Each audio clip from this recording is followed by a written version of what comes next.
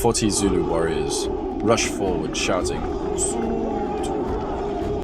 Louis, famous for his ability to mount his horse in gymnastic fashion, fails to do so as his horse dashes away from him in fear, kicking him in the stomach, winding him. Much of his party retreats on horseback as Louis comes face to face with spear-wielding Zulu impis. A scene such as this would be a dramatic story, even if it had been about an ordinary British soldier stationed in South Africa during the Zulu War of 1879. But this was no ordinary soldier, and was in fact Louis Napoleon, Prince Imperial, the nephew of Napoleon Bonaparte, and the heir to the throne of France. The war between the Zulus and the British for control in what is now the area of KwaZulu-Natal in South Africa had been raging on for several months, with historic battles like the Battle of Rorke's Drift, where the British successfully defended a hospital and achieved a heroic victory, being outnumbered 25-1, and the Battle of Isandlwana, where the British suffered a defeat against the Zulus. But why was he here, all the way down in deepest, darkest Africa, fighting for the arch-nemesis of the French, the British Empire? Louis Napoleon, Prince Imperial, was the only child of Napoleon III, Emperor of the French, and upon his father's death was proclaimed Napoleon IV. His father had lost the war against the Prussians at the Battle of Sedan, and his empire was overthrown, causing Louis and his mother to be exiled to England, of all places. While in England, Louis was allowed to attend the Royal Military Academy at Woolwich, and later graduated first in riding and fencing among his peers. The British aristocracy saw Louis as an asset, which they could use to broker peace in Europe through marriage, with Queen Victoria herself deeming him a desirable candidate for her youngest daughter.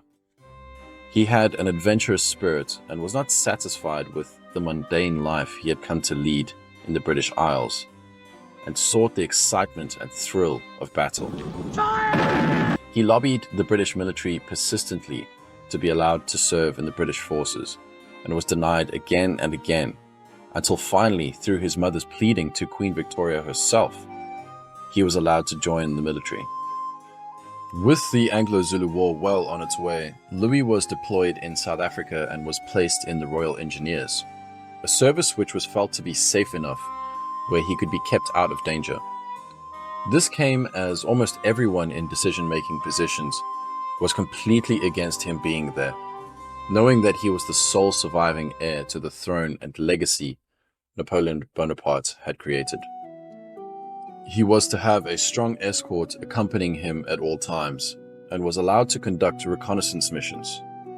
On one such mission, the prince was given the permission to scout in a forward party on a path which the command was sure was free of Zulus. And this leads us to the fateful day in question. That day, Louis's party had been allowed to go forward without the full escort due to the false intelligence that there were no Zulus on the upcoming path, and Louis, being impatient, left earlier than he was supposed to with his party. Seen as though there were no other high-ranking officers around to restrain him, Louis took command and pushed forward. They made a stop at an abandoned kraal where the prince and his men made some sketches of the surrounding terrain. During this time, no lookout was posted, and as they were preparing to leave, they were ambushed by 40 Zulu warriors. After seeing the approaching warriors, his men beat a hastily retreat and mounted their horses to escape the charging Zulus, and whilst trying to do the same, Louis's horse started to run before he could get hold of it, probably due to the screaming horde of incoming combatants. Bullets whizzed past the company during the retreat, as the Zulus had captured rifles from previous battles such as the Battle of Isandlwana. He was able to grab the holster on the side of the horse's saddle, but as the horse ran, dragging him with it, the holster broke and the horse kicked him, winding him and then trampling his arm.